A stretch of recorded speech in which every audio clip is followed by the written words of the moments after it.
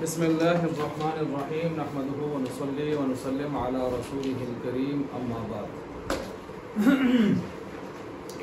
شرح التہذیب کا سبق نمبر 4 ہمارا آج شروع ہے انشاءاللہ العزیز. اور سبق نمبر 4 میں جو ہم پڑھنے جا رہے ہیں وہ چونکہ خطبہ ہی ابھی چل رہا ہے تو خطبہ میں حمد و ثنا وغیرہ کرنے کے بعد صلاۃ و سلام کی طرف ہم بڑھ رہے ہیں. تو والصلاۃ والسلام علی من ارسلہ ہدن، درود و سلام ہو اور درود و سلام ہو علی من ارسلہ، اس شخصیت پر ارسلہ جس کو بھیجا ہو، جس کو من پیچھے موصولہ ہے، جس کو بھیجا ہدن ہدایت کے لیے، ہدایت کے لیے. یہ کے لیے کا معنی آپ کو سمجھ آ رہا ہوگا. یہ مفعول کیسے میں ہم ضربت زیدن تعدیباً، میں نے مارا زید کو ادب سکھانے کے لیے. یہ کے لیے کس کا ترجمہ ہوتا ہے؟ مفعول لہو کا. تو بھیجا اس کو ہدایت کے لیے، یا بھیجا اس کو اس حال میں کہ وہ ہادی ہے، ہدایت کرنے والا یعنی راستہ دکھانے والا ہے ہدایت کا. یا بھیجا اس کو اس حال میں کہ وہ مہدی ہے، خود ہدایت یافتہ ہے. تو یہ حال کے ترجمے ہو گئے دو آخر میں، ہادین مہدین. یہ میں کچھ سوالات جوابات کی طرف بھی میں نے اشارہ دیا ہے اس ترجمہ میں جو ابھی آپ کے سامنے آ جائے گا. تو یہ میں نے ترجمہ کر دیا جی آپ کے سامنے. اب یہاں پر جو تشریحات ہیں آپ ان کو ملاحظہ فرمائیں. آج ہمیں چونکہ اتنا ہی پڑھنا ہے کہ صلاۃ و سلام اور یہ جو عبارت میں نے پڑھی ہے اسی کو ہم نے اس کی تشریح کرنی ہے. سب سے پہلی بات یہاں پر والصلاۃ والسلام، صلاۃ کا لغوی معنی یا حقیقی معنی کیا ہوتا ہے؟ اس کا حقیقی معنی تو لغوی اور حقیقی معنی کیا ہے؟ علیم صاحب نے اس نے بھی بتایا تھا، دعا ہے. حاشیہ نمبر 1 میں دیکھ لیں ذرا، قولہ بمعنی الدعا، یہ کس معنی میں ہے جی؟ دعا کے معنی میں ہے. اب دیکھیں یہ تو ہم نے اوپر متن پڑھا، اب شرح کی طرف جائیں. قولہ قول الماتن والصلاۃ ہی بمعنی الدعا، صلاۃ کس معنی میں ہے؟ دعا کے معنی میں ہے. یہ نیچے حاشیے میں لکھے ھذا مبنی علی ما هو المشہور عند الجمہور، جمہور کے ہاں یہ بات مشہور ہے کہ یہ کس معنی میں ہے؟ دعا کے معنی میں ہے. صحیح ہو گیا؟ تو دعا کے معنی میں جب ہم اس کو لیں گے، ایک معنی تو یہ ہو گیا شروع میں. جب اس کی نسبتیں ہم کی جاتی ہیں یعنی ان کا صلاۃ کا فاعل دیکھا جاتا ہے تو یہ چیزیں ہم بارہا مرتبہ پڑھ چکے ہیں. اللہ کی طرف نسبت ہو رحمت ہوتی ہے، بندے کی طرف ہو دعا ہوتی ہے، چرند پرند کی طرف ہو تسبیح ہوتی ہے، فرشتوں کی طرف ہو استغفار ہوتی ہے. تو یہ تو ہم پڑھ چکے ہیں. اب یہاں یہ فرما رہے ہیں کہ بمعنی دعا، یہ جمہور کے ہاں دعا کے معنی میں ہے. ٹھیک ہے. اور آگے لکھا ہے من ان الصلاۃ حقیقتن، صلاۃ جو ہے حقیقتاً، یہ حقیقتاً فی الدعا، یہ کیا ہے اصل میں؟ حقیقت میں دعا ہے. مجاز فی غیرہ، دعا سے ہٹ کر باقی معنوں میں صلاۃ کا استعمال مجازی ہے، مجازی ہے. ٹھیک ہو گیا؟ اچھا جی، اب یہاں پر چند باتیں ہوں گی. پہلی بات تو یہاں پر یہ ہوگی کہ آپ نے جب فرمایا کہ بمعنی دعا ہے تو بمعنی دعا اے، اس کی تفسیر نکلے گی طلب الرحمہ، رحمت کو طلب کرنا، رحمت کو طلب کرنا. رحمت کو کیا کرنا جی؟ طلب کرنا. اب یہاں پر ایک سوال پیدا ہوگا علی صاحب، رحمت کو طلب کرنا بندے کا کام ہے یا اللہ کا کام ہے؟ بندے کا کام ہے. اور یہاں آپ نسبت دے رہے ہیں رحمت کی، طلب رحمت کی کس کی طرف؟ تو اللہ کیسے رحمت کو طلب کرتا ہے؟ تو یہاں پر یہ سوال سمجھ آیا؟ اللہ نہیں رحمت طلب کرتا، بندہ کرتا ہے. لہٰذا اب طلب رحمت کے اندر ہم تجرید کریں گے. تجرید کا معنی کیا بتایا تھا میں نے؟ بارہا مرتبہ بتایا پیچھے بھی، خالی کرنا. کسی لفظ میں 2 معنی آتے ہوں، ایک معنی خالی کر دیں، اس کو آگے دوسرے لفظ سے لے آئیں یا نہ لائیں آپ کی مرضی ہے، وہ تو موقع مال کے مطابق دیکھا جائے گا. لیکن خالی کرنے کو کہتے ہیں تجرید. اب یہاں پر دعا کا معنی ہے طلب رحمت، صرف رحمت نہیں، رحمت بھی ہو طلب بھی ہو. اب ہم نے طلب کے معنی کو نکالنا ہے، کیونکہ اعتراض کس پر آ رہا ہے؟ طلب پر، کہ اللہ تو طلب نہیں کرتے رحمت کو. تو کہتے ہیں وَإِذَا أُسْنِدَ إِلَى اللَّهِ تَعَالَى، جب اس کی نسبت آپ کریں گے اللہ تعالیٰ کی طرف تو اعتراض آئے گا.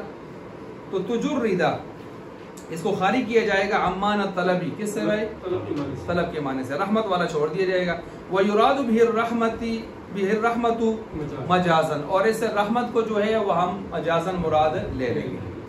الرحمت یا وَيُرَادُ بِهِ الرَّحْمَةَ، اس سے ہم کیا مراد لے لیں گے؟ رحمت کو مجازن مراد لے لیں گے. اب دیکھیں یہاں پر جو اصل معنی تھا طلب رحمت، اس میں سے تجرید کر کے ہم نے مجازن آدھا کاٹ دیا، آدھا مجازن لے لیا. یہ مجاز نمبر 1 ہوا، یہ مجاز نمبر 1 ہوا.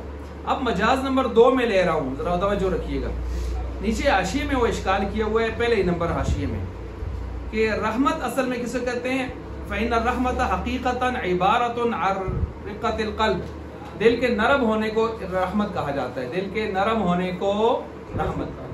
تو آپ جب کہتے ہیں رحمت، اللہ کی رحمت، اللہ کی طرف سے رحمت، تو یہ تو ایسے ہوا گویا اللہ کا معاذ اللہ پہلے دل نرم ہوتا ہے پھر اس کے بعد رحمت آتی ہے، کیونکہ رحمت تو دل کے نرم ہونے سے آتی ہے.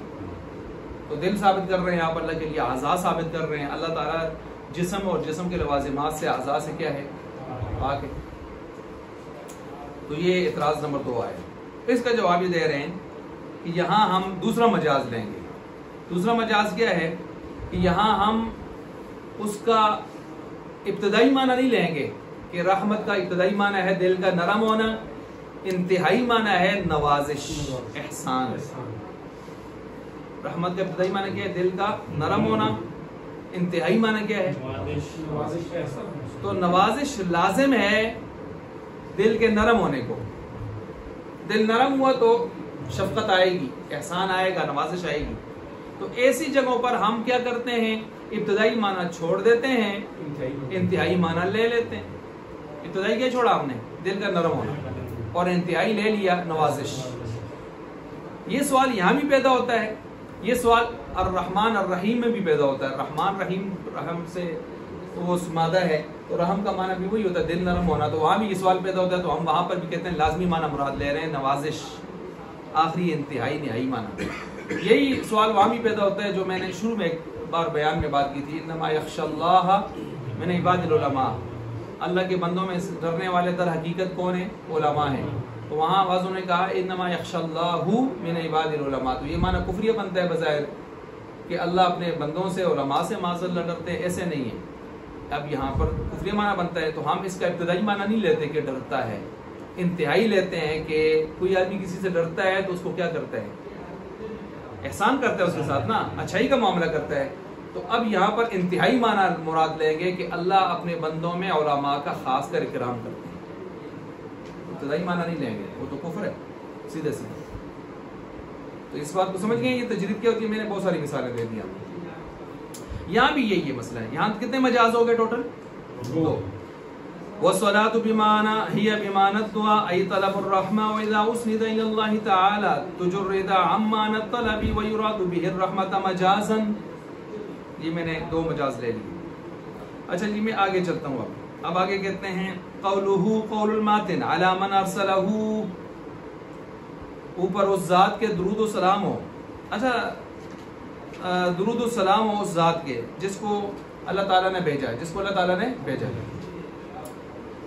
اب یہاں پر ایک سوال پیدا ہوتا ہے. سوال ہی پیدا ہوتا ہے، توجہ نوٹ کر سکتے ہیں، نوٹ کر لیں کہ یہاں آپ علیہ السلام کا نام نہیں لیا، والصلاۃ علی محمدin کہہ دیتے، علی احمدہ کہہ دیتے، آپ علیہ السلام کا نام لے لیتے. یہاں پر کیا کہا؟ علی من ارسلہ، گویا نام نہیں لیا، صفت رسالت کا ذکر کیا. موصوف کا نام نہیں لیا، صفت رسالت کا ذکر کیا ہے. آخر کیوں؟ سوال. اس کے پہلا جواب تو یہ ہے کہ بوجہ اجلال و تعظیم. اجلال و تعظیم، اجلال و تعظیم کیا ہوتا ہے؟ ہمارے ہاں ادب کا تقاضا یہ ہوتا ہے کہ بڑے کا نام بغیر شدید ضرورت کے نہ لیا جائے. تو سندے اب اجید اکینا ہے تاں دس سننا، ہر وقت ایسے نام نہیں لیا جاتا. تو اس لیے بڑے ادب کا تقاضا عام طور پر یہ ہوتا ہے کہ اس کا نام نہ لیا جائے. وہ آپ نے پڑھا ہوگا، اگر تقابل ادیان اگر آپ نے پڑھا ہے تو اس میں کہ یہودیوں کے ہاں ان کا خدا کا نام کیا ہے، تو یہودی اب تک پریشان ہے کہ ان کے خدا کا نام یہودیوں کو صحیح طریقے سے آتا. تو کوئی کہتا ہے یہودا، کوئی کہتا ہے یہودا، کوئی کہتا ہے یہووا، کوئی کہتا ہے یہوذا. تو نیچے وجہ لکھی ہوتی ہے کہ یہ کیا وجہ ہے کہ یہودیوں کو اب تک اپنے خدا کا نام کنفرم نہیں ہے، عام لوگوں کو نہیں پتہ ہوتا. تو کہتے ہیں ان کے ہاں یہ ہے کہ ہر آدمی اپنے اس خدا کا نام نہیں لے سکتا، منع ہے. اب سال بعد جا کے خاص موقع پر ایک خاص حضرت جو ہیں وہ نام لیں گے، وہ بھی اتنے دبے الفاظ اور دبے لہجے سے لیں گے کہ پھر بھی پتہ نہیں چلے گا. تو حد درجے کہتے ہیں ادب اور احترام ہے. ہو بھائی اتنا بھی اور ظلم تو نہیں نا، صاحب ادھر ظلم نہیں نا. اچھا تو بہرحال یہاں پر نام نہیں لیا. ایک وجہ کیا ہو گئی؟ اجلال و تعظیم کے عام طور پر بڑے کا نام نہیں لیا جاتا بوجہ غایت ادب، شدت ادب، زیادت ادب. دوسرا لے لیں جی. دوسرا جواب اس کا ہو سکتا ہے کہ اس کا دوسرا جواب ہوگا یہ رسالت کی جو صفت ہے یہ صفت خاصہ غالبہ ہے. صفت خاصہ غالبہ ہے. کیا مطلب جی؟ جب بھی آپ کہیں گے رسول اللہ نے رسول بھیجا، تو یہ قاعدہ ہے جو اصول شاشی میں بھی آپ نے پڑھا ہے اور پڑھیں گے آگے پھر، اور وہ قاعدہ ہے اذا اطلق المطلق يراد به الفرد الكامل. اذا اطلق المطلق يراد به الفرد الكامل. کیا معنی ہے اس کا ترجمہ اس کا؟ جب کسی چیز کو مطلق بولا جائے تو اس میں فرد کامل مراد ہوتا ہے، اس میں فرد کامل مراد ہوتا ہے. ٹھیک ہے؟ تو لہٰذا جب صفت رسالت کو مطلق بولیں گے تو رسول 313 ہیں، ان میں سب سے فرد کامل کون ہے؟ تو یہ گویا حضور علیہ السلام کی سارے نبیوں پر فضیلت کو آشکارا کرنے کے لیے انداز اپنایا گیا ہے اس قاعدے کے تحت جو میں نے بیان کرا. اس لیے اگر سیدھا کہہ دیا جاتا والصلاۃ والسلام علی محمد تو شاید یہ چاس اس طرح نہ آتا. تو اب اگر ان اس انداز کو اپنایا گیا ہے تو اس سے فضیلت کو بھی آشکارا کیا گیا. اچھا جی والصلاۃ والسلام اس کو بھی سمجھ گئے آپ؟ جی جی. آگے ہے یہ دو کتنے اس کے جواب ہو گئے؟ دو جواب. اچھا اب پھر معترض تو معترض ہے نا، وہ جان نہیں چھوڑتا. وہ کہتے جی چلیں اگر صفت ہی لانی تھی آپ نے تو صفات اور بھی بہت ساری اچھی ہیں، وہ لے آتے. سخاوت بھی بڑی اچھی صفت ہے، شجاعت بھی بڑی اچھی صفت ہے، صداقت بھی بڑی اچھی صفت ہے. ٹھیک ہے جی. اور پیکر حیا بھی بہت اچھی صفات ہے. بہت ساری صفات تھیں، تو ان میں سے کوئی صفت لے آتے. کیا رسالت ہی لانی تھی ضروری؟ کیا وجہ ہوئی؟ تو اس کا جواب سنیں. اس کا جواب نمبر 1 یہ ہے کہ حضرت تمام صفات جتنی بھی ہیں ان کا منبع رسالت ہے، صفت رسالت. کیا مطلب؟ جو رسول ہوگا وہ سخی بھی ہوگا، وہ صداقت والا بھی ہوگا، وہ امانت والا بھی ہوگا، دیانت والا بھی ہوگا، شجاعت والا بھی ہوگا، سب کچھ ہوگا. لیکن تصویر کا دوسرا رخ دیکھیے آپ، جو شجاعت والا ہو وہ رسول بھی ہو، یہ کوئی ضروری. کون ہے شجاعت والے؟ پیکر شجاعت حضرت علی المرتضیٰ، کیا رسول ہیں؟ کون ہے پیکر صداقت؟ ابو بکر صدیق، کیا رسول ہے؟ کون ہے پیکر سخاوت؟ عثمان، کیا رسول ہے؟ کتنا خوبصورت جواب ہے کہ ہم نے اس صفت کو لیا ہے جو ساری صفات کو غیر کر لا رہی ہے، جو ساری صفات کو غیر کر لا رہی ہے. تو یہ ہے اصل. اور ایک اور جواب اس کے دیا گیا، لیکن وہ جواب بھی تقریباً معالن یہی بنتا ہے کہ اصل منبع صفات کون ہے؟ صفت رسالت. تو لہٰذا اصل منبع صفات کو ذکر کیا گیا ہے، باقی صفات اس کے اندر تبعاً آ گئی. صحیح ہو گیا جی؟ یہ سوال جواب سمجھ گئے آپ؟ یہ دوسرا سوال جواب ہو گئے. اس کے بعد آگے یہ بھی ذہن میں رکھیں کہ من ارسلہ، رسول اور نبی میں کیا فرق ہے؟ یہ باتیں ہم پرانی پڑھ چکے ہیں. رسول اعلیٰ کہ نبی اعلیٰ؟ رسول فرشتوں میں سے بھی ہو سکتے ہیں، انسانوں میں سے بھی. رسول جب انسانوں میں سے ہو تو پہلے نبی ہوتا ہے، پھر اس کے بعد جب اس کو شرعی احکام کو اضافی ملتے ہیں، کتاب صحیفہ کو چیز شرعی احکام ملتے ہیں، تو وہ کیا بن جاتا ہے؟ رسول. صحیح ہو گیا؟ تو یہ ہو گیا. یہ اس وجہ سے یہاں پر رسول کا ذکر کیا کہ رسول عظمت میں اعلیٰ ہے کس سے؟ اللہ اکبر. تو یہ اس وجہ سے اس کا ذکر کیا گیا, فرق بھی اس کا بیان کر دیا میں نے آپ کے سامنے. اب دیکھیں جی کتاب کو, لم یصرح باسمہ, آپ علیہ السلام کا نام کیوں نہیں لیا؟ سوال کرنے والا سوال کرتا ہے. جواب نمبر 1 ہے تعظیما و اجلالا, یہ نمبر 1 جواب ہے کہ بڑے کا نام عام طور پر ادب کی خاطر نہیں لیا جاتا. نوٹ کر لیا جواب نمبر 1. و تنبیہا, اور دوسرا جواب یہ ہے کہ تنبیہ کی جا رہی ہے علی اس بات پر کہ انہ فیما ذکر من الوصف, کہ جو وصف رسالت یہاں پر ذکر کیا گیا, نیچے لکھا ہوا ہے من الوصف ای ہوا الرسالہ, بمرتبۃ, وہ ایسے مرتبہ میں ہے لا يتبادر الذہن منہ الا الیہ, کہ ذہن نہیں جاتا ادھر ادھر مگر اسی کی طرف جاتا ہے. کیا مطلب؟ تمام صفات کا منبع کیا ہے؟ یہی ہے نا. اور دوسری بات یہ ہے کہ فرد کامل کون ہے؟ یعنی جب بھی رسالت کا ذکر آپ کرتے ہیں تو اس میں فرد کامل کون مراد ہوتا ہے؟ واختارا, اور آگے کہتے ہیں کہ اختیار کیوں کیا گیا ہے بھائی؟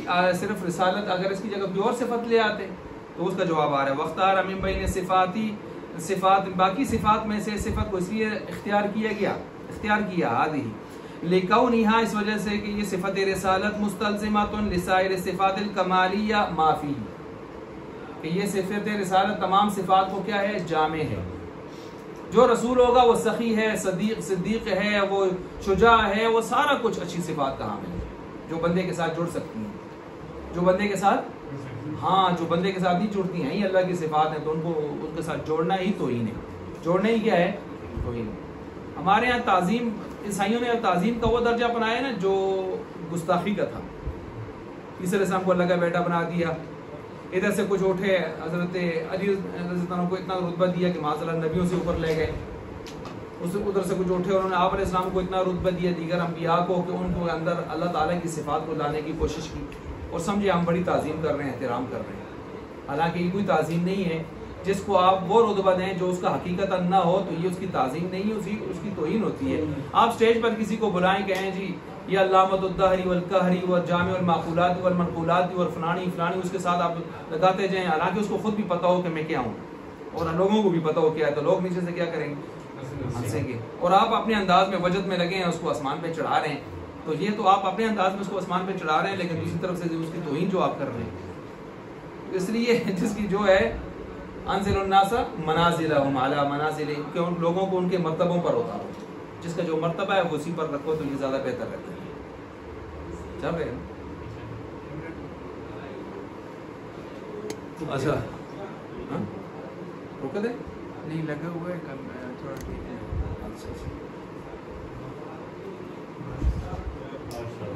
کیمرہ مین ہی بھی فن ہوتا ہے نا. اچھا اچھا, اس کو سمجھ گئے جی. آگے جی, من التصریح بکونہ مرسلا, من التصریح بکونہ مرسلا. اچھا جی, اسی وجہ سے یہاں پر آگے چلیں جی. آگے ہے ہدن, آگے کیا ہے؟ ہدن. اچھا تو بہرحال اسی وجہ سے صفت رسالت کی تصریح کی گئی کہ اس کے اندر دیگر صفات کو بطور اس کو منبع بنا کے لایا گیا ہے. آگے کہتے ہیں ہدن. اب ہدن کی تشریح سنیں جی. لکھنے میں تو دیکھنے میں تو یہ ہے کہ حرف ہے, لیکن اندر علماء نے بال سے کھال اتاری ہوتی ہے. ہدن مصدر ہے, جیسے تقن مصدر. ہدن کیا ہے؟ مصدر ہے. اچھا ہدایون تھا, ہدن ہو گیا قاعدہ لگ کر. ہدن جب مصدر ہے تو یہ مصدر کے اس کے بارے میں اب ہم نے کرنی ہے اس کی ترکیب. ترجمہ تو ہم کر رہے ہیں پیچھے. کتنے ترجمے کیے ہیں علیم صاحب ہم نے اس کے؟ 2, حال والا اور مفعول لہو والا. اللہ نے بھیجا ان کو ہدایت کے لیے, مفعول لہو, ہدایت سراپے ہدایت یعنی ہادی بنا کر یا مہدی بنا کر. اس میں فاعل یا اس میں مفعول, حال, اس حال میں تو حال بنے گا پیچھے کے لیے, یا کیا بنے گا؟ مفعول لہو. اب ذرا غور فرمائیے, ترکیبیں اس کی 2 ہیں. ہدن کو آپ مفعول لہو بنا لیں, کیا بنا لیں؟ مفعول لہو بنا لیں, یا اس کو آپ جو ہے حال بنا لیں. پیچھے کس کا بنے گا ذرا دیکھ لیں. ارسلہ کے اندر ہوا ضمیر کا بنے, یا ہو جو ساتھ لگا ہوا ہے ارسلہ کا بن جائے. سمجھ آ رہی ہے؟ ارسلہ کا بنے، ارسلہ میں ہوا کے بنے گا تو یہ دراصل کس کے ساتھ متعلق ہوگا؟ اللہ کے ساتھ، کیونکہ ارسلہ کا فاعل کون ہے؟ اللہ. اور اگر اس کو ہو کا بنائیں گے تو یہ آپ ہو سے مراد کون ہے؟ کس کو بھیجا اللہ نے؟ محمد صلی اللہ علیہ وسلم. تو یہ آپ علیہ السلام کے ساتھ متعلق ہوگا. یہ فرق سمجھ آ گیا؟ اب جس کا آپ نے حال بنانا ہے آپ کی مرضی ہے، ترجمے میں فرق آئے گا. ترجمے میں کیسے فرق آئے گا؟ والصلاۃ والسلام، درود و سلام علی من، اور شخصیت پر ارسلہ جس کو اللہ نے بھیجا ہے، ہدایت دینے والا. کس کا فاعل، کس کا حال بنایا؟ اس حال میں کہ وہ ہدایت اراد و طریق کر رہے ہیں حضور صلی اللہ علیہ وسلم. یہ کس کا بن رہے ہیں؟ ہو کا. ان کو اللہ تعالیٰ نے بھیجا. ٹھیک ہے، کس طرح بھیجا؟ اس اللہ نے ہادی بنا، اس حال میں کہ اس اللہ نے ہادی بنا کر بھیجا. اب یہ حال کس کا بنے گا؟ ارسلہ کی ہوا کا. تو یہ ترجمے میں فرق آئے گا. اچھا اب دیکھیں جی، اس کی دو ترکیبیں بن سکتی ہیں. پہلی ترکیب ہم نے کہا اس کی بن سکتی ہے مفعول لہو. کیا بن سکتی ہے؟ مفعول لہو. اب مفعول لہو جب اس کو بنائیں گے تو تھوڑے سے پوائنٹس ہیں وہ آپ نوٹ فرما دیں. نمبر 1 بطور تمہید چند پوائنٹس ہیں. پوائنٹ نمبر 1، مفعول لہو تو آپ جانتے ہیں کیا چیز ہوتی ہے، وہ تو آپ ہدایت النحو میں پڑھا ہے آپ نے. مفعول لہو وہ 5 مفعولوں میں سے وہ مفعول ہوتا ہے جو پیچھے فعل کی غرض، علت اور وجہ کو بیان کرتا ہے. ضربتہ تعدیبا، ضربت زیدن تعدیبا. تعدیبا مفعول لہو ہے اور یہ پیچھے ضرب جو فعل ہے اس کی وجہ بیان کر رہے ہیں. مار کیوں پڑی ہے، مار کیوں پڑی ہے، اس کی وجہ کو بیان کر رہے ہیں. صحیح ہو گیا؟ اچھا جب یہ وجہ کو بیان کر رہے ہیں تو اب ذرا غور فرمائیں. تمہید میں بطور ایک پہلا نقطہ آپ لکھیں، مفعول لہو علت وجہ ہوتا ہے فعل کے واقع ہونے کی. علت یعنی وجہ ہوتا ہے فعل کے واقع ہونے کی. یہ تو سمجھ آ گئی نا، یہ تو پرانی بات ہے.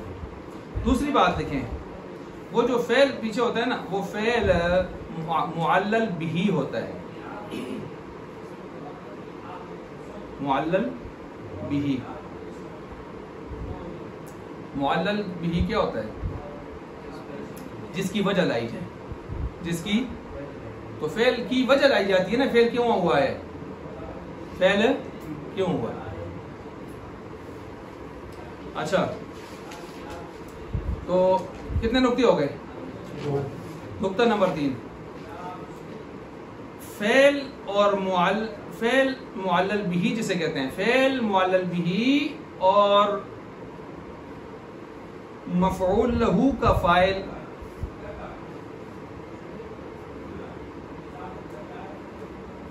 مفعول لہو کا فاعل اگر جدا ہوں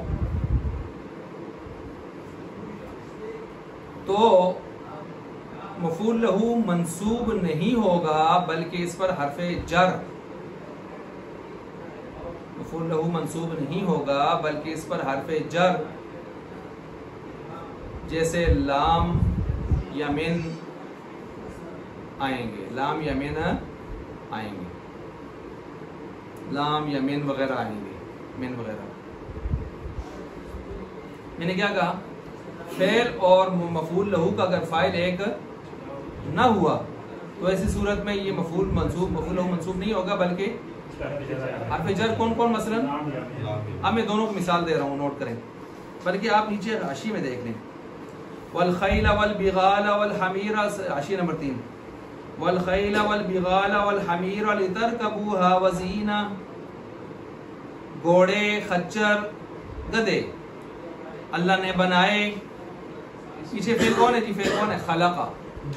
پیچھے فعل کون ہے؟ خلقہ. خلق الخیل والبغال والحمیر لترکبوها، کیوں بنائے؟ وجہ، بنانے کی وجہ تاکہ تم سواری کرو. لترکبوها وزینہ، تم اس پر سواری کرو اور تمہارے لیے زینت کا سامان بھی ہو. کیا مطلب؟ گھوڑا سونا جائے جڑے دا وقار بھی اضافہ کر دے. گڈی سونی ہے جڑے دے وقار بھی اضافہ کر سی، زینت بھی اضافہ کر سی، زینت بھی ہے. کوئی اچھی سی بہت زیادہ فیشنی نہ ہو، فینسی سی ہو، تو یہ منع نہیں ہے. زینا کا لفظ دیکھیں یہاں بھی ہے اور بھی حدیث میں ان چیزوں میں ہے کسی حد تک. اور جی وہ ہمیں کہتے ہیں کہ سادگی اختیار کرو، خود 4 کروڑ کی گاڑی میں پھرتے ہیں، فضول قسم کی باتیں کرتے ہیں. قرآن کو تو پڑھو یار. زیادہ شو شا لش پش نہ ہو. تو اگر کوئی آدمی اللہ نے اتنی طاقت دی ہے وہ مہنگا برانڈ کوئی چیزیں خریدتا ہے، کپڑے یا یہ چیزیں، تو اللہ کی نعمت کے اظہار کے لیے تو منع نہیں ہے یار، فتوی نہ لگایا کرو. یہ دیکھیں قرآن کیا کہہ رہے ہیں، اللہ نے تمہارے گھوڑے اس لیے دیے ہیں، خچر اس لیے دیے ہیں، کہ کھوتے چھوتے اس لیے دیے ہیں کہ اتر کبوہا، تاکہ اس کے اوپر تم کیا کرو، سواری. بس گل مکچل دی. وزینہ. اچھا ادھر جائیں. خذوا زینتکم عند کل مسجد، ای عند کل صلاۃ. نماز کے وقت بھی زینت اختیار کرو ذرا، تھوڑا جسا ہے، یعنی اس طرح بنو نا کہ پتہ چلے کسی سے ملاقات کرنے جا رہے ہو. تبھی تو ایسی ٹوپی، ایسا رومال، ایسی کپڑے جو آپ مجلس میں پہن کے نہ جا سکے، اللہ کے سامنے پہن کے کھڑا ہونا نماز میں علماء نے مکروہ لکھا ہے. اچھا، یا بنی آدم قد انزلنا علیکم لباسا یواری سوآتکم وریشا. اس کو آپ اٹھا کے دیکھ لیں، وریشا کیا ہے؟ تو کس نے کہا ہے زینت مطلقاً منع ہے؟ قل من حرم زینت اللہ التی، کس حرام کی تھی ہو زینت؟ ٹھیک ہے، تو خیر یہ ایک رقم. اب ادھر آئیں جی. تو زینہ یہ لفظ بھی یہاں پر آیا ہے. تو اب دیکھیں یہاں پر والخیل والبغال والحمیرہ. اب یہاں پر یہ جو میں نے کیا کہا تھا کہ فعل کا اور مفعول لہو کا اگر فاعل جدا ہوا تو حرف جر ظاہر ہو کر آئے گا اور منصوب نہیں ہونے دے گا، یہ کہا تھا.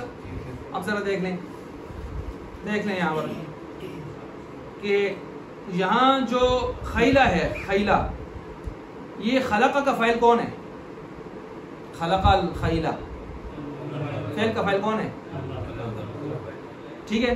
اچھا، لترکبوہا، ادھر فاعل کون ہے؟ ذرا دیکھیں، ساتھ لگی ہوئی واو ہے، اور اس سے مراد کون ہے؟ مخلوق ہے. یوں کہتے ہیں خلق کا فاعل خالق ہے اور لترکبوہا کا فاعل مخلوق ہے. تو فاعل جدا ہو گئے نا. تو آپ دیکھ لیں لترکبو پر لام آیا ہوا ہے. یہ مثال سمجھ آئیے آپ کو اچھی طرح؟ ہاں جی سمجھ آئیے؟ نہیں تو پھر میں سمجھاتا ہوں. میں نے کہا تھا فعل اور مفعول لہو کا فاعل جب جدا ہوگا تو پھر مفعول لہو منصوب ہو کر نہیں آئے گا، حرف جر آئے گا اس پر، یہی کہا تھا. تو دیکھ لیں یہاں پر خلق کا جو آپ نے فعل نکالا ہے اس کا فاعل کون ہے؟ اللہ ہے. اور آگے لترکبوہا میں واو فاعل ہے اور یہ بارز ہے، اور اس سے مراد مخلوق ہے. تم سوار ہوتے ہو نا، اللہ تو سوار نہیں ہوتے سواریوں پر. ٹھیک ہو گیا. تو اب دیکھیں فاعل دونوں کے جدا ہیں، مفعول لہو کا فاعل مخلوق ہے اور فعل کا فاعل اللہ ہے. تو لہٰذا لترکبو میں کیا آ رہا ہے جی؟ لام حرف جر. یہ میں نے ایک مثال دے دی جو کتاب کے اندر موجود ہے. ایک مثال اور لے لیں اس کی جو یہاں موجود نہیں ہے. یحسبہم الجاہل اغنیاء من التعفف. یحسبہم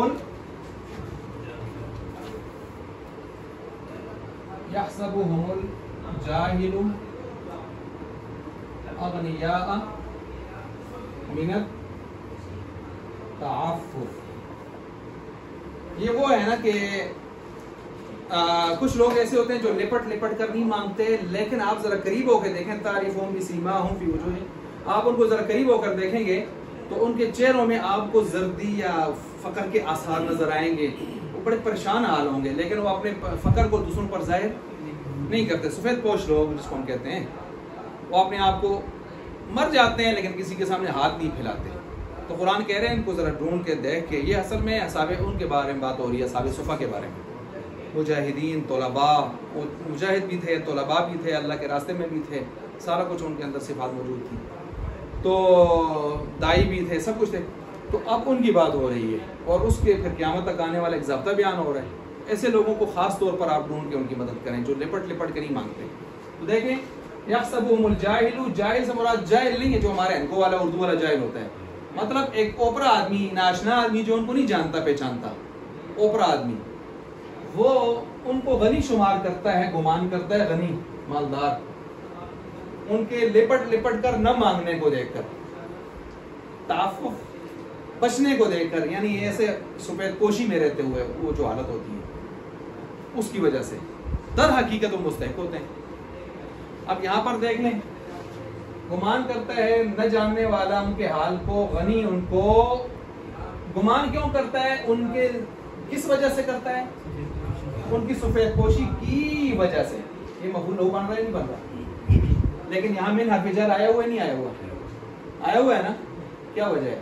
کہ یہاں بھی فاعل دونوں کے جدا ہیں. اس کا فاعل اور ہے اور اس کا فاعل، اس کا فاعل تو حضرت ساتھ لگا ہوا ہے. گمان کون کرتا ہے؟ یہ کرتا ہے. اور اس کا فاعل کون ہے؟ تعفف کون کرتا ہے؟ اپنے آپ کو سفید پوشی میں کون رکھتا ہے؟ فقیر لالا. تو اس لیے دونوں کے فاعل جدا ہیں. تو دیکھیں میرے اندر بھی آ گیا ہے. علیم صاحب سمجھ گئے ہو؟ اچھا جی اب یہاں پر دیکھیں ہدن ہے، یہاں حرف جر نہیں ہے، یہاں حرف جر نہیں ہے. اچھا جی اگر اب سنیں، یہ آپ نے ایک اصول لکھا، اس کے دو مثالیں آپ نے پڑھ لی ہیں. اب اس اصول کو الٹ کریں ذرا. کیسے الٹ کریں گے؟ دونوں کا فاعل وہ تو آپ پڑھتے آ رہے ہیں. ضربت زیدن تأدیبا، مانا میں نے زید کو ادب سکھانے کے لیے. ضرب کا فاعل کون ہے؟ تو، میں. ادب سکھانے والا بھی کون ہے؟ میں. تو مفعول لہو کا فاعل بھی میں، ضرب کا فاعل بھی. لہٰذا اب آپ اس کو ایسے نہیں پڑھ سکتے ضربت للتعدیب. یہاں حرف جر کیوں نہیں ظاہر کر سکتے؟ فاعل ہے. فاعل ہے کو تو آپ حرف جر کو ظاہر نہیں کریں گے. یہ ہے اصول. صحیح ہو گیا جی. اچھا جب یہ اصول آ گیا یہاں پر، اب یہاں اس اصول کے سمجھنے کے بعد آپ اس کو سمجھیں ہدن، اس کا یہاں پر کیا چکر ہے. اس کو اگر آپ مفعول لہو بناتے ہیں پیچھے کے لیے تو کہتے ہیں یہاں پر آپ کا قاعدہ ٹوٹتا ہوا نظر آتا ہے. قاعدہ ٹوٹتا ہوا نظر آتا ہے. کیسے؟ کہتے ہیں ہدن کا فاعل محمد صلی اللہ علیہ وسلم ہے اور ارسلہ کا فاعل، تو کیسے مفعول لہو بنائیں گے اس کو؟ اور آپ نے کیسے آپ نے اس کو نصب دے دی؟ اس پر حرف جر لانا چاہیے آپ کو. پوری بات سمجھ آئیے؟ دیکھیں اتنی تمہید کے بعد یہ میں بات کر رہا ہوں. یہاں حرف جر ہونا چاہیے. کیوں ہونا چاہیے؟ ہدن جس کو آپ مفعول لہو بنا رہے ہیں اس کا فاعل آپ علیہ السلام ہے اور ارسلہ کا فاعل اللہ ہے. تو حرف جر کدھر گیا؟ جو آپ دے رہے ہیں حضرت آپ کو غلط فہمی ہوئی ہے. اصل میں ہدن کا فاعل بھی کون ہے؟ کیوں؟ جی آپ علیہ السلام ٹھیک ہے ہادی آپ کو بنا کر بھیجا ہے، لیکن آپ کے ہادی ہونے کے پیچھے اصل میں ہادی کون ہے؟ آپ ڈائریکٹ ہو گئے مخلوق کے سامنے، انڈائریکٹ پیچھے کون ہے؟ یہ میں آسان سا جواب دے رہا ہوں. تو اس لیے بالآخر معالم جا کے ہادی اللہ ہی کی ذات نکلتی ہے. تو گویا فاعل اصل میں اس کو کہتے ہیں، فاعل کی دو قسمیں وہی بھی نوٹ کر سکتے ہیں، فاعل ظاہری، فاعل معنوی. فاعل ظاہری یہ جسے آپ نے سوال کیا کہ ہدن کا فاعل کون ہے؟ جی ہدایت دینے والا آپ علیہ السلام. اور فاعل معنوی کیا ہے؟ انڈائریکٹ فاعل، پیچھے فاعل کون بن رہا ہے اصل میں. جس طرح سے آتے ہیں اے تو کیتے جی میں کیتے نہ اے دس تو پیچھا کون ہے؟ وہ ہے اصل کہ آئی تو آئے کل کوئی اور بھی آج اسی پھر ایک تریے چوتھا آسی نہ ایک گل نہیں، اصل دس پیچھا کون ہے؟ اصل تو اصل اس کو دیکھا جاتا ہے پیچھے. فرعون تمہارے بچوں کو ذبح کرتا تھا، یذبح ابناءکم ویستحیی نساءکم. فرعون سے کسا چھوڑا چلا ہے تو قرآن اس کو فاعل کی بلائے یذبح واحد ہے. آرڈر سے چلتا سا الامر کالفاعل، حکم دینے والا فاعل کی طرف. محرم کے بارے میں آپ نے پڑھا ہوگا کہ محرم اگر خود جا کے شکار کرے پھر مجرم، اور اگر کسی کو اشارہ او جلدی یا جل مار تو پھر بھی وہی ہے. اچھا جی سمجھ گئے بات؟ اچھا جی چلیں جی آگے. یہ اب یہ سوال جواب ہو گئے، لہذا اب کلیئر ہو گیا کہ ہدن یہاں پر ٹھیک ہے، اس پر حرف جر لانے کی ضرورت نہیں ہے، اور اس کو آپ آرام سے کیا بنا سکتے ہیں؟ مفعول لہو. اور مفعول لہو کے بارے میں آپ نے آج کچھ نئے قاعدے پڑھے ہیں آپ نے، جو آپ نے ہدایت النحو میں بھی نہیں پڑھے تھے.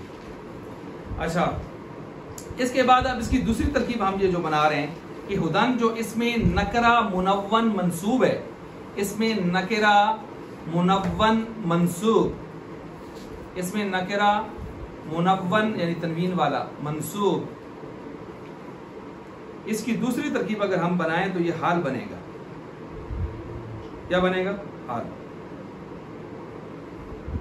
جی اب حال بننے کے لیے اب حال بنانے سے پہلے تھوڑی سی تمہید آپ پھر کچھ نکات لکھ لیں. نکات یہ ہیں کہ وصف ذات پر حمل نہیں ہو سکتا، وصف ذات پر محمول نہیں ہو سکتا.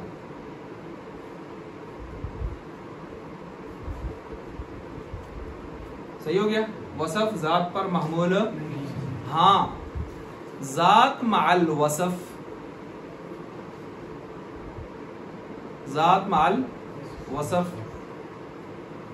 ذات پر محمول ہو سکتی ہے.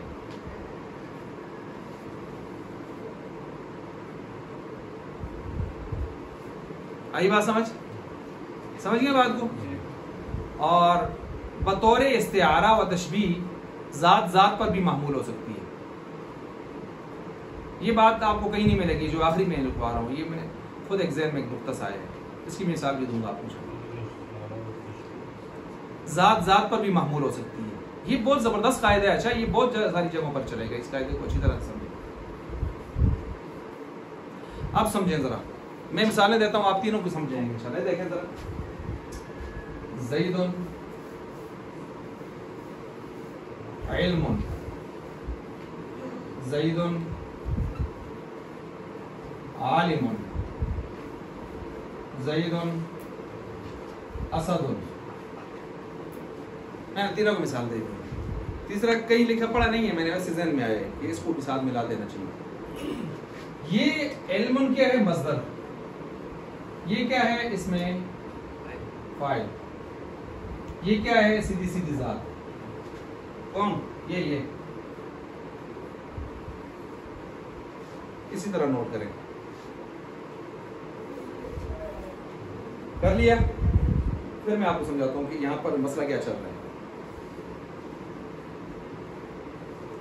اچھا اب دیکھیں ذرا، یہ جو مصدر ہے نا یہ خالص وصف ہے،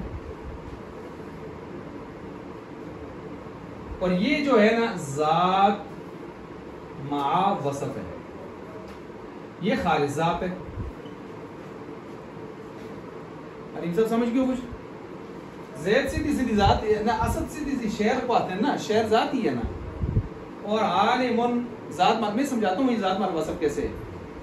میری عادت ہے جب تک چیز کو کلیئر نہ کیا جائے آگے نہیں جانا چاہیے. اچھا مصدر بھی سمجھیے، اب اس کو سمجھ گئے ہیں. اب ذرا اس کو سمجھیں.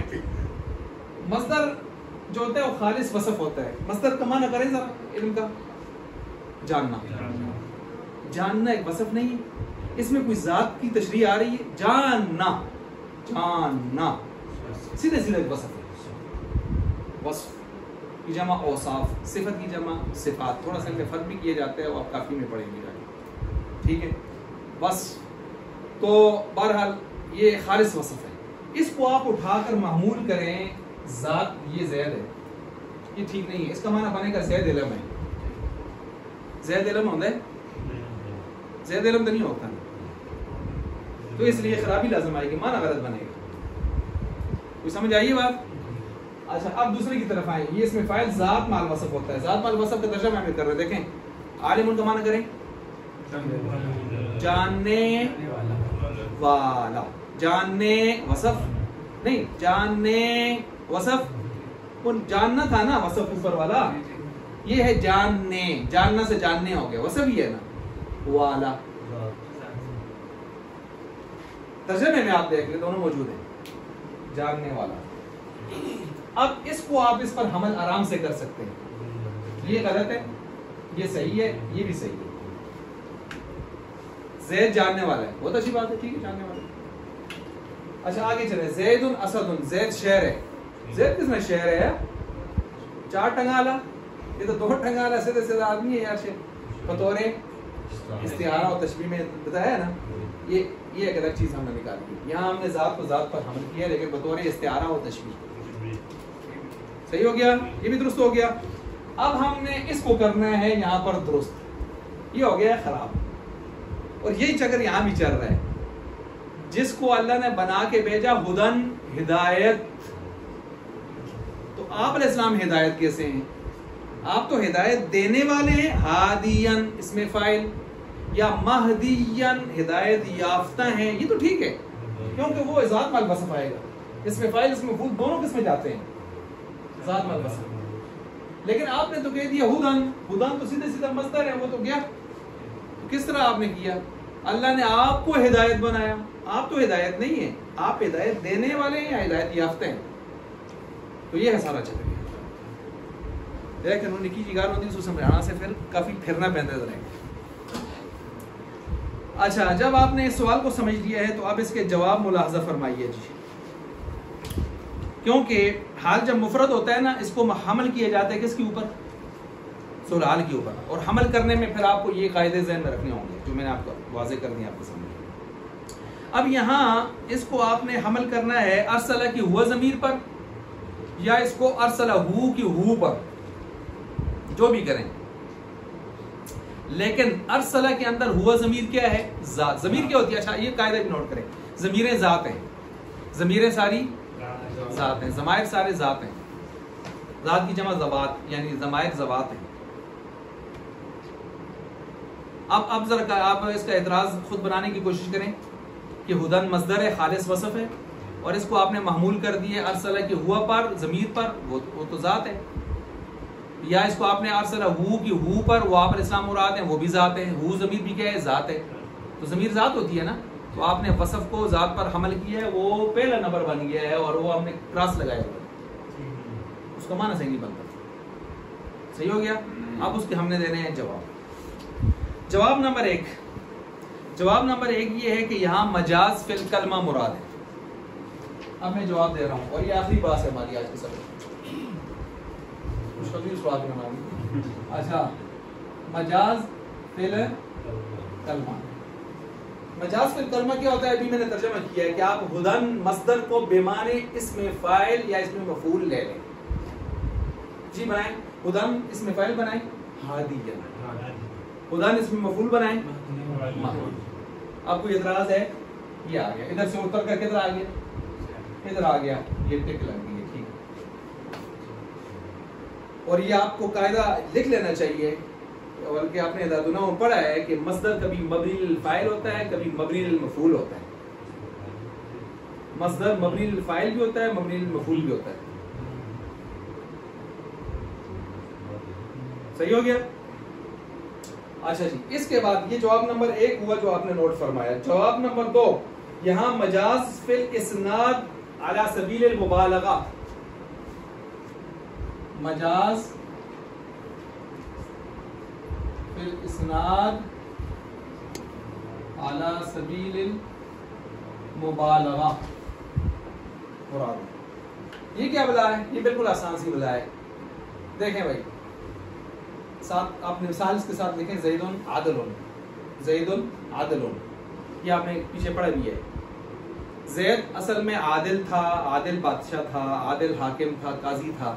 عدل اتنا زیادہ کرنے لگا کہ لوگ اس کو سراپہ عدل کہنے لگے، مجسمہ عدل. تو لوگ اب اس کو زید عادل نہیں کہتے. اس طرح تو عادل اور بھی سارے بہت سارے شعر میں ہوں گے.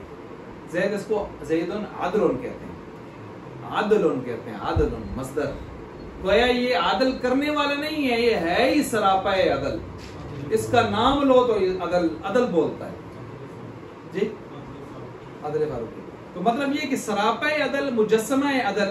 آپ کسی کے اندر کوئی دیکھتے ہیں نا، آپ کہتے ہیں یار یہ سخی نہیں ہے، یہ خود سخاوت ہے. اس کا نام چلتی پھرتی سخاوت ہے. یہی چلتی پھرتی سخاوت ہے، یہ ہے اعلیٰ سبیل المبالغہ کہ آپ استعمال کرتے ہیں. تو اس کا مطلب کیا ہوا؟ آپ علیہ السلام اس قدر ہدایت دینے والے تھے کائنات کو کہ آپ گویا ہادی مہدی تو بہت پیچھے رہ گیا، آپ سراپہ ہدایت ہو گئے. صحیح ہو گیا جی. 2 جواب ہو گئے. تیسرا جواب آیا. تیسرا جواب ہے مجاز فی الحذف. مجاز فی الحذف.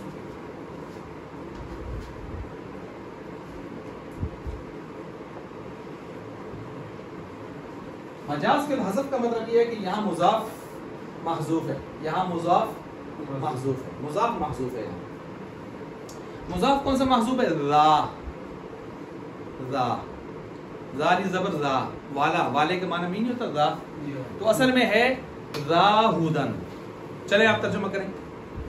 اللہ نے بھیجا جس کو ذاہدن، ہدایت والا.